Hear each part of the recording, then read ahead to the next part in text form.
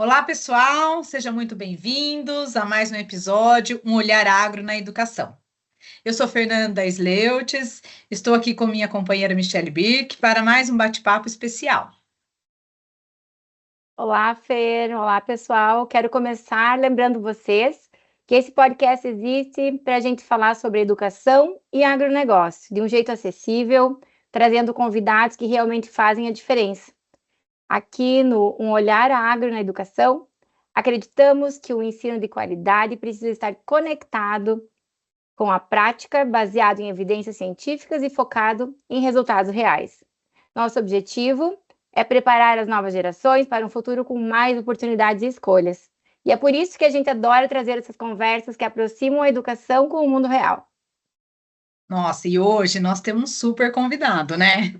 Ele faz muito bem essa conexão entre educação, inovação, desenvolvimento econômico. E se você quer entender como o agro movimenta a economia, a educação pode acompanhar essas mudanças e como as cadeias produtivas influenciam tudo isso, então fica aqui com a gente até o final. Professor, antes da gente começar, deixa eu apresentar você direitinho para o nosso público. José Eustáquio, ele é economista e matemático, pesquisador e professor do IPEA, com doutorado em economia pela Unicamp e pós-doutorado na Universidade de Colômbia. Além disso, ele também faz parte do nosso projeto como associado, ajudando a fortalecer a educação e aproximá-la ainda mais do setor produtivo. Professor, que honra ter você aqui. Para começar, conta um pouquinho para a gente sobre a sua trajetória e o que te motivou a estudar essas áreas tão importantes. Olá, Michele. Olá, Fernanda. É um prazer estar aqui com vocês. Na verdade, quem está fazendo a grande transformação é de olho no material escolar.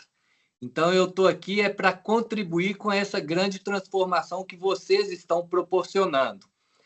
E em relação à minha formação, eu sou economista e matemático. E quando eu falo matemático, é porque um grande amigo meu, quando eu cheguei aqui em Brasília, eu em conversa com ele, ele virou e falou: um bom economista tem que ser um bom matemático. E aquilo ficou martelando na minha cabeça. E depois disso, eu fui fazer o curso de matemática na UNB. Formei depois de concluir o curso, convidei ele para minha diplomação, né, de graduação, e isso eu já tinha doutorado, tá? E, de fato, quem foi essa pessoa? Foi o doutor Eliseu Roberto de Andrade Alves. É o grande transformador da agricultura brasileira. Foi aquela pessoa que ajudou a pensar a fundação da Embrapa, ajudou a criar a Embrapa, enviou, né, diversos pesquisadores, engenheiros agrônomos e cientistas sociais para estudar lá no exterior, né? E, além disso, fez toda a revolução aí no agronegócio brasileiro com a incorporação do Centro-Oeste, bem como depois também trabalhou, né, na Codevasf, na parte de irrigação, e fez também uma revolução nos perímetros irrigados ao longo aí do nosso Brasilzão, principalmente nas regiões mais carentes relacionadas ao Vale do São Francisco. Enfim, recentemente ele recebeu uma comenda, né, medalha do Sol Nascente, pelo imperador japonês relativa a esse feito, que foi uma parceria da Embrapa com a JAICA, que é uma agência internacional de cooperação científica, e essa relação entre a Embrapa e a JAICA é que proporcionou a incorporação do Centro-Oeste na fronteira agropecuária brasileira. Ou seja, eu estou só contando isso porque a gente tem que se espelhar em grandes pessoas. E o doutor Eliseu é uma dessas. E então, mesmo depois de já ter, né, graduação em economia, mestrado em economia também, e o doutorado, aquilo ficou na minha cabeça e eu falei: eu vou fazer o curso de matemática porque eu quero ser um bom economista. E me espelhei nele, que é uma boa referência que tem a ver aqui com o nosso papo sobre agricultura e pecuária no Brasil. Mas foi realmente uma boa escolha sua, porque às vezes as oportunidades elas batem as nossas portas e a gente opta por não aceitá-las, né?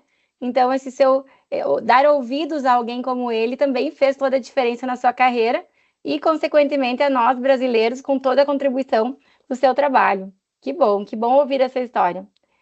E só detalhando um pouquinho mais, Michele, então eu sou economista e matemático de formação, né? Fiz a graduação na UFMG, Universidade Federal de Minas Gerais, a matemática eu fiz na UNB, o mestrado eu fiz na Universidade Federal de Viçosa, o doutorado na Unicamp, onde eu fiz também um estágio de pós-doutoramento na Universidade de Bordeaux e, finalmente, em 2014, eu concluí aí com um pós-doutorado na Universidade de Colômbia.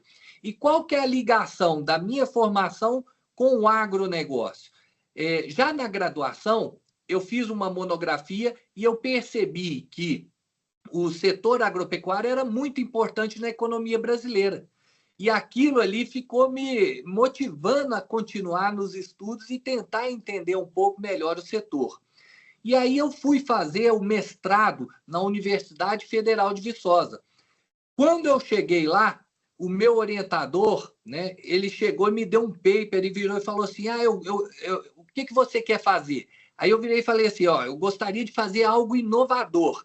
Aí ele, então tenta aplicar esse modelo aqui no caso agrícola. E aí, a hora que eu peguei o paper, o modelo era discutindo inovação tecnológica na agricultura. E aí, eu falei assim, nossa, muito interessante, eu vou fazer isso. Por quê? A maioria dos meus pares economistas não acreditam que existe inovação tecnológica no setor agropecuário. E eu tinha que mostrar o contrário. E eu já em contato, né? Eu nasci em Belo Horizonte, depois, na graduação, comecei a ter esses contatos relativos à economia agropecuária, e depois, quando eu fui para Viçosa, eu me aprofundei no setor. Né? Eu tenho alguns amigos agricultores, parentes, e aí você vai se inteirando. Né? Eu costumo dizer que qualquer um de nós no Brasil, mais cedo ou mais tarde, vai se esbarrar com o setor agropecuário, tá? Ou com algum parente que trabalha, ou com algum amigo, mas não tem como a gente se escapar desse grande setor que é. E aí, eu falei, não, vou fazer esse modelo, e comecei a convencer os professores de que era possível isso. Pasme, viu, Michele? O meu projeto inicial ele foi rejeitado 7 vezes na Universidade Federal de Viçosa. Na última vez, eu cheguei lá, peguei meu computador e falei, não, eu vou alterar tudo que vocês quiserem. E fui fazendo as alterações. E o meu projeto virou um Frankenstein, porque não era o que eu queria fazer, mas era o que atendia aos professores que questionavam. Depois disso, é claro, a defesa da minha dissertação, ela não foi o que eu expus no projeto. Foi algo muito mais inovador, mostrando a importância disso dentro da economia agropecuária. Infelizmente, eu gostaria muito que a minha dissertação participasse do prêmio da SOBER, né? Sociedade Brasileira de Economia Rural, Administração e Sociologia. Mas o departamento ele indica só um trabalho. E é claro que o meu trabalho fugia dos padrões aos quais eles queriam encaminhar. Mas eu não desisti, viu, Michele e Fernanda? Eu continuei, fui fazer o doutorado na Unicamp e mantive praticamente a mesma ideia. A única proposta foi adicionar novos ingredientes à minha análise. O modelo que eu defendi na Universidade Federal de Viçosa foi um modelo de crescimento econômico. E na Unicamp, né, eu defendi um modelo de aprendizado econômico que também tinha muito a ver com as questões de inovação tecnológica. E no resultado, né, ao final aí do meu doutorado, eu consegui receber um prêmio Brasil de Economia do Conselho Federal de Economia. Ou seja, valeu a persistência em tentar mostrar o quanto era importante as inovações tecnológicas e os aprendizados dentro desse setor. Agora, sabe por quê, viu? A grande verdade é que o economista mainstream, ele não acredita que existe inovação tecnológica no agro. ele acha que a inovação tecnológica é importada do setor industrial, quando, na verdade, qualquer setor inovador, o que ele faz é importar insumos tecnológicos de outras áreas para dentro da sua área produtiva. Vou te dar um exemplo. O caso da Embraer, a Embraer, ela não seria essa empresa que a gente conhece hoje se ela decidisse produzir turbina no território nacional. Ela optou por importar a turbina da GE ou da Rolls-Royce e, por este motivo, o produto final ao qual ela faz tem um preço acessível no mercado. A agricultura é igual. Você compra insumo barato e vende o produto mais caro. É a mesma coisa que a Embraer faz. Ela compra insumos baratos e vende o seu produto caro. Então, essa é a chave do crescimento, da inovação e do aprendizado.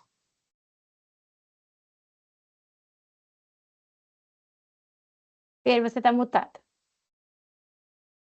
O professor já trouxe um pouquinho da cadeia produtiva, né? De como isso funciona e correlacionando com outros setores, e que eu acho que isso é muito importante, né?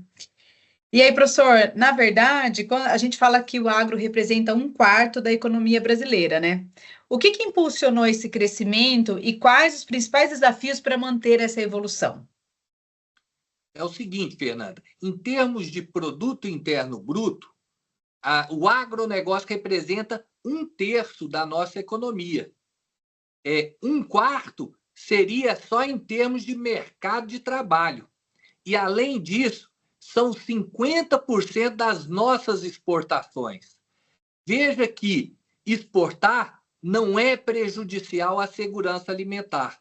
Em um estudo recente que nós fizemos, nós mostramos que quanto mais o Brasil cresceu as suas exportações, mais cresceu também o consumo per capita dentro do nosso país. Ou seja, isso eu analisei para vários produtos: soja, milho, carnes, foram diversos produtos. E o que a gente observou é que de 1990 até hoje, o consumo per capita aumentou muito. Ou seja, não tivemos problemas de segurança alimentar.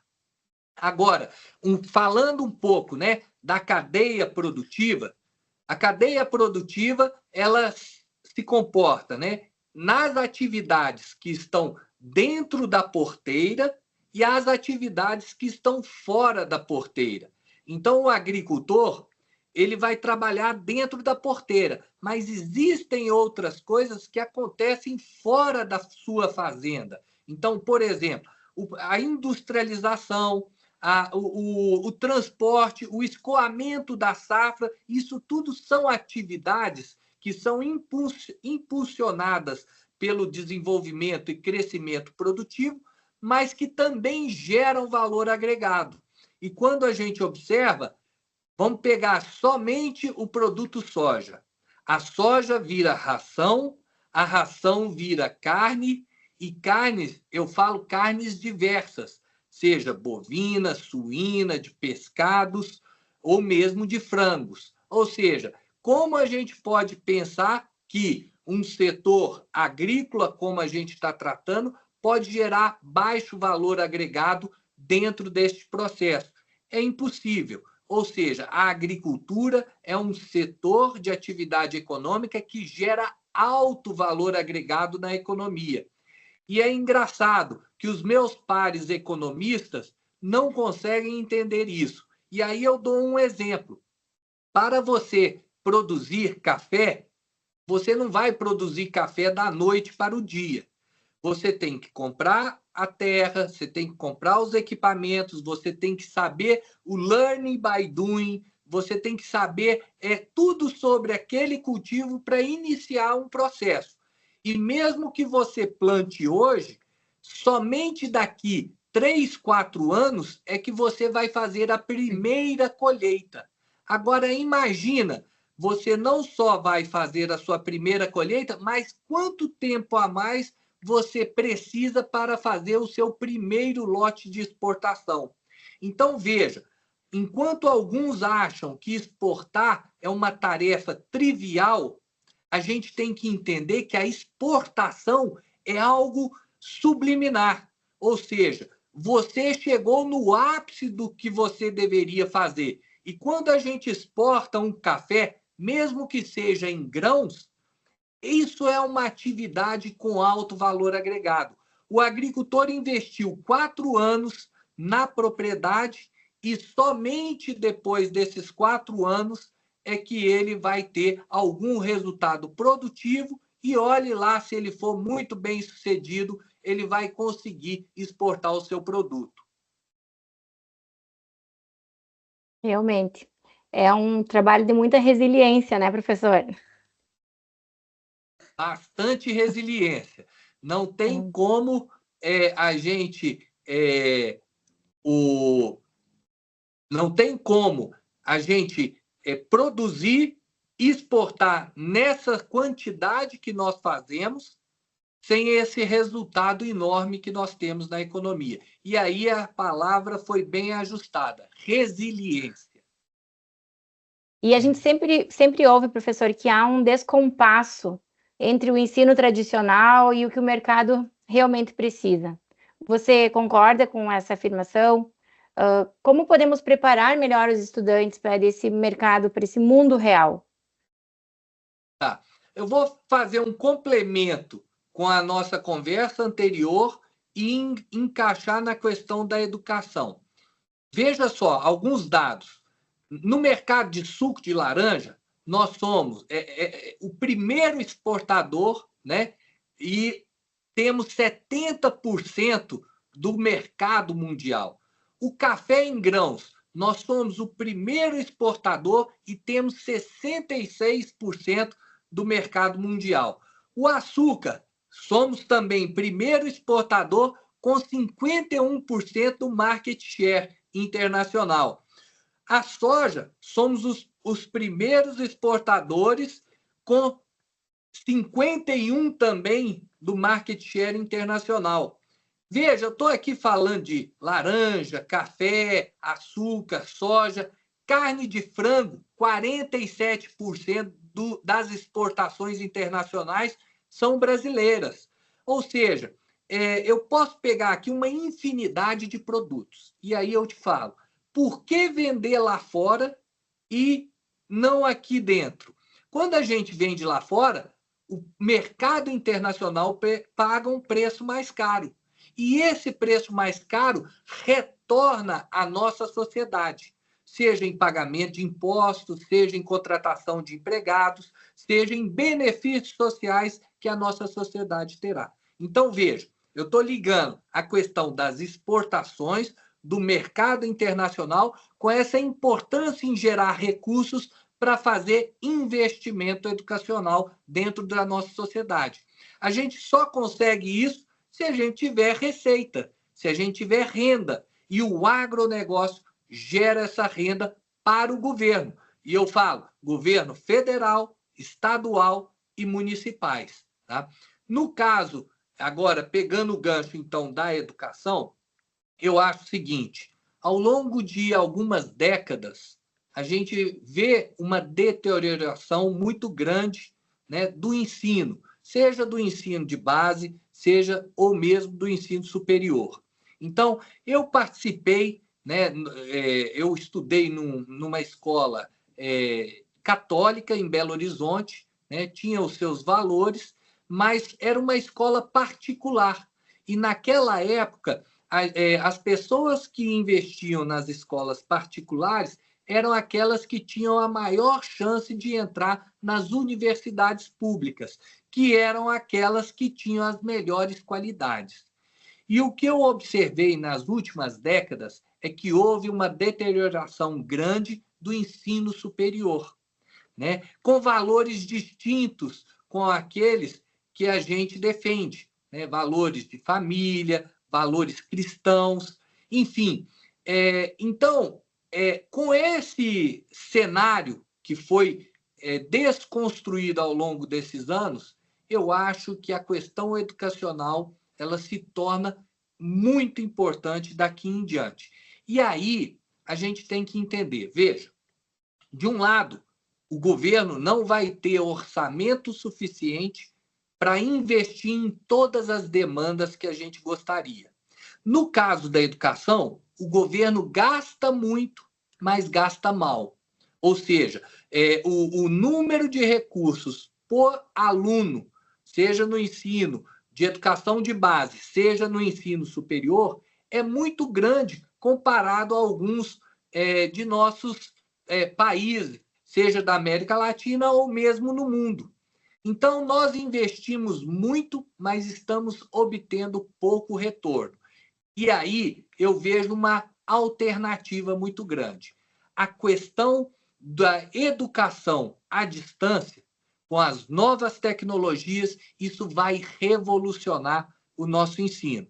Da mesma forma que a gente vê, né, o jornalismo, que houve uma mudança muito grande na forma de passar a notícia para as pessoas, a gente também vai ter uma transformação enorme na questão educacional.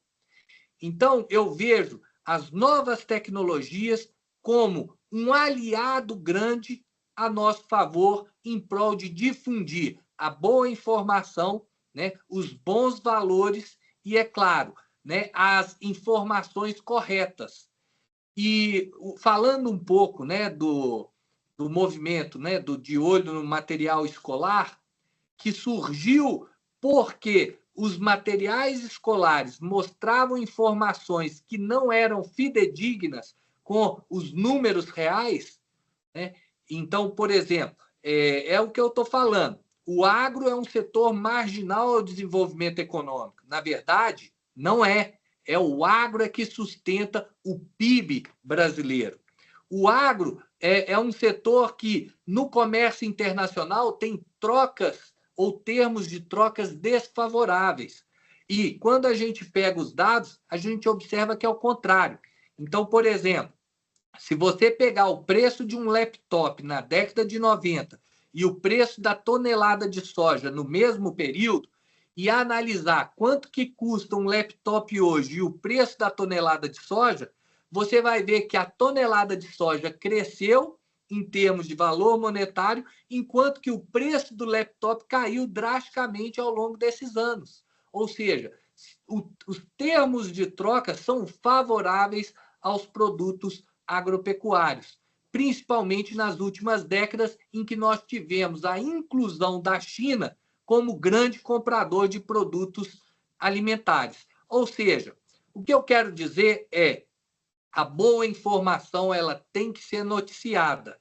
E, a partir do momento que a gente mostrar que é o agronegócio que gera inovação dentro da nossa economia, que é o agronegócio que está empregando os brasileiros, né, nos diversos setores, e aí eu falo na cadeia produtiva como um todo, não é só dentro da porteira, mas é fora da porteira, né? E mostrar que é o agronegócio que pode fazer essa revolução cultural também, eu acho que é muito importante. Então, veja, na questão dos valores, o que a gente vai procurar amanhã é uma escola ou uma universidade que dialogue com aquilo que a gente quer para a nossa sociedade. E se a gente perceber que a instituição A, B ou C não comuna com aquilo que a gente espera, a gente vai buscar as melhores alternativas, nem que a gente tenha que pagar por esses serviços digitais. Então, eu acho que a gente está passando por um período de transição importante. O papel da associação é relevante no intuito de mostrar que a gente tem que tratar estes dados, mostrar a verdadeira história, né, desse crescimento produtivo. Eu estou falando do agro, mas isso pode, como que fala, ser disseminado para todas as áreas. E aí eu volto. Tal como o jornalismo tem que ter credibilidade e isenção na informação, a educação também tem que ser dessa forma. E aí a gente tem que estimular os nossos estudantes a trabalhar, né, naqueles setores que vão encaixá-las, mas a gente tem que ter certeza. Nós temos que ter bons matemáticos e boas pessoas que saibam ler e escrever. Com essas 3 qualidades, a gente tem um bom profissional que pode se encaixar em qualquer uma das áreas. Professor, e aí eu fiquei assim, com toda a explanação que o senhor trouxe, falando do agro, você acredita que deveria ter mais espaços nos currículos em relação ao agronegócio, por exemplo? E como que a gente poderia aproximar isso dos jovens? Porque a gente vê um distanciamento do agro em relação àquilo que é passado nas escolas, nas universidades, tudo que parece que é do campo é menos, né? E aí, a senhora trouxe, o agro não está à margem, ele está no centro, né? O senhor, como professor, o que o senhor acha e entende dessa questão? Eu tenho uma opinião, viu, Fernanda? Não sei se é uma opinião majoritária, mas eu acho que as pessoas têm que aprender de forma bem feita matemática e português. Existem outros conhecimentos que nós vamos agregar. Só que esses outros conhecimentos dependem dessa base, a base matemática e a base de português, ou da linguagem, né? Quando eu falo da matemática, não é simplesmente fazer cálculos, mas, por exemplo, se você é bom de lógica matemática, você é capaz de escrever um texto coerente. Então, eu acho que são habilidades importantes. Conhecer a realidade do agronegócio faz parte da pessoa que tem essa base, né? Então, eu tenho base, basta eu ler um texto e começar a observar as estatísticas, né? Então, se a gente vê que o agronegócio é 1/3 da nossa economia, como que eu vou falar que esse é um setor desprezível? Há algum tempo atrás, né, algumas pessoas falavam que a agricultura familiar representava 70% da produção brasileira. Isso nunca foi verdade. Basta você ir nos dados do IBGE e analisar esse número, que aí você iria perceber que a agricultura familiar não mais representa do que 25% da produção nacional. Então, veja, enquanto a gente tem aquela informação ruim que é disseminada e que as pessoas replicam, mas replicam porque não sabem fazer questionamentos. E não fazem questionamentos, muito provavelmente, porque não tem base. Então, eu acho que a base fundamental é matemática e português. Vamos colocar as ciências no entorno disso, né?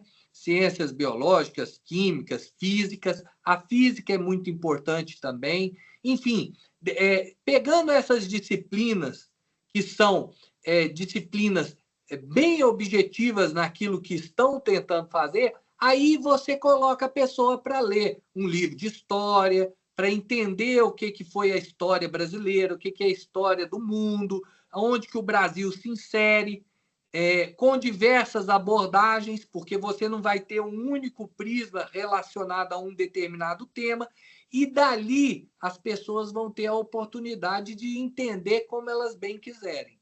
Agora, se a base matemática e de português forem falhas, a hora que a pessoa vai ler um texto de história qualquer, ela interpreta como se aquilo fosse verdade, às vezes não consegue nem interpretar o que está lendo, né? Então, as dificuldades são maiores. Então, neste caso, eu acho que a gente tem que concentrar no que é essencial e, né, é claro, o agro é importante, mas informar as informações corretas é que é o essencial. Depois disso, as pessoas vão naturalmente perceber que o agro faz parte da vida do brasileiro.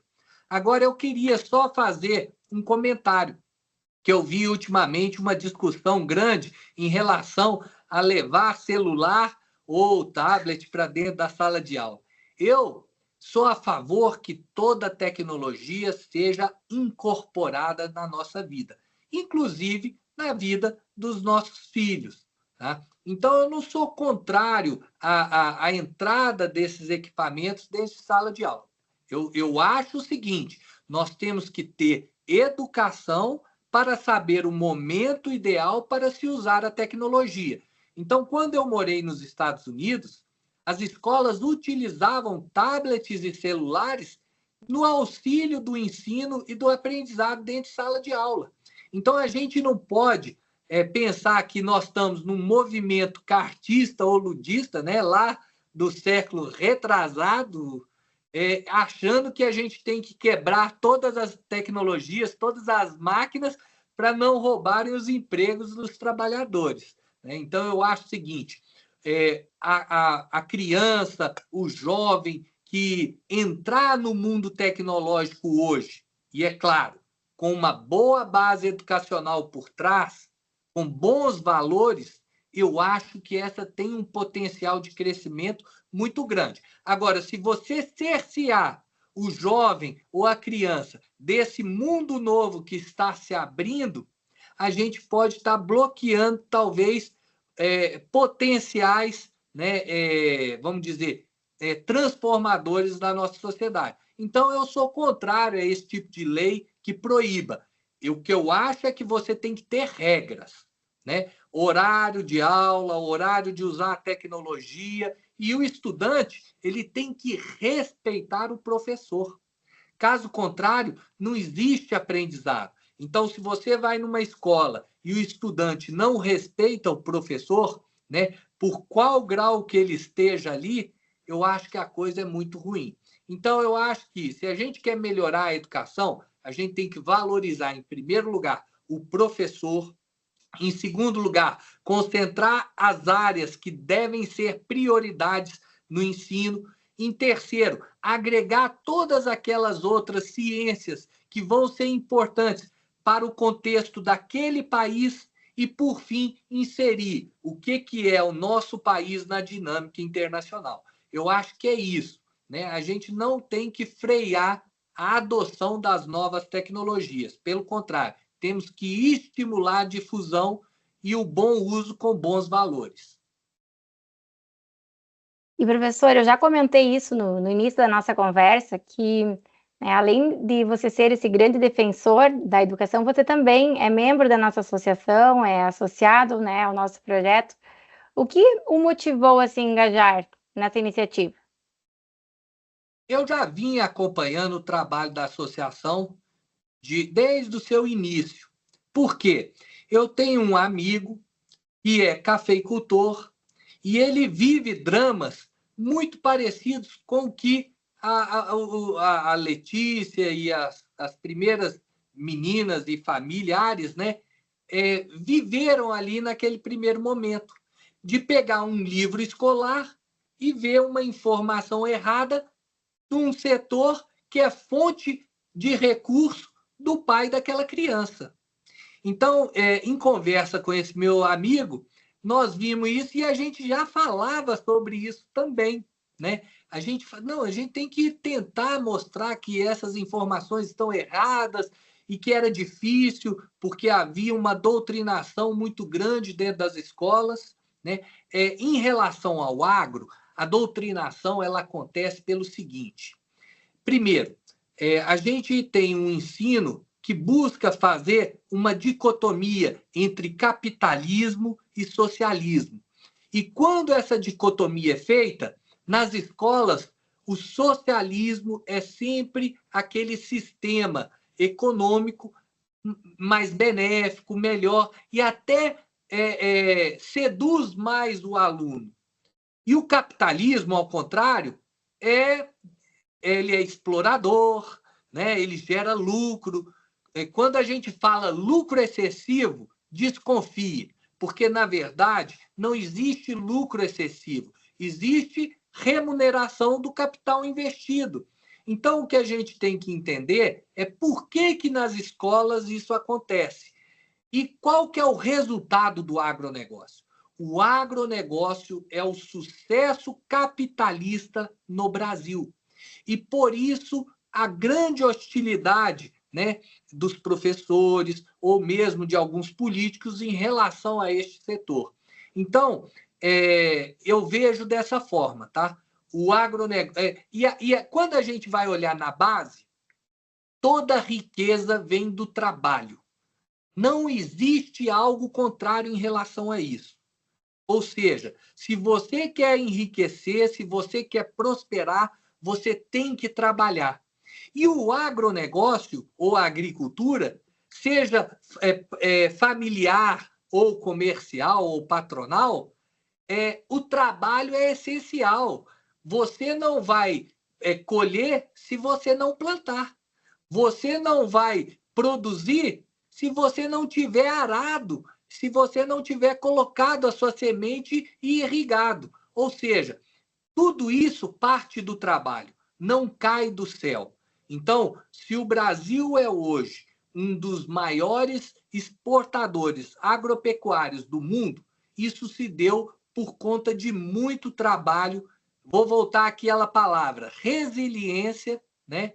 Inovação tecnológica, enfim. Então, sem trabalho não tem toda essa transformação. E a gente vê que na agricultura não tem sábado, não tem domingo, né, professor? E agora com a tecnologia, você tem tecnologias que você vai colher de madrugada. Aí imagina o setor, né, trabalhista, jurídico do trabalho, para se ajustar a essa nova dinâmica.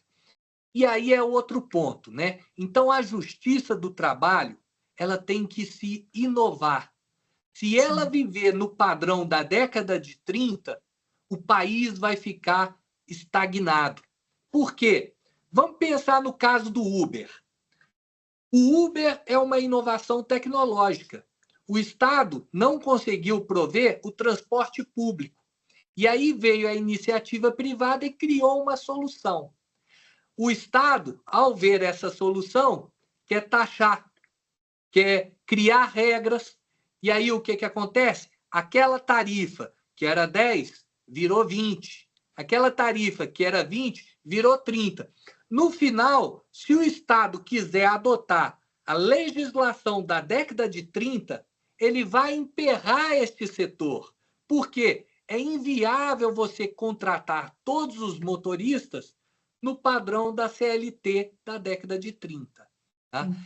E aí, eu até falo uma coisa. Outro dia eu estava olhando na internet e um amigo foi pegar, né, um transporte lá nos Estados Unidos.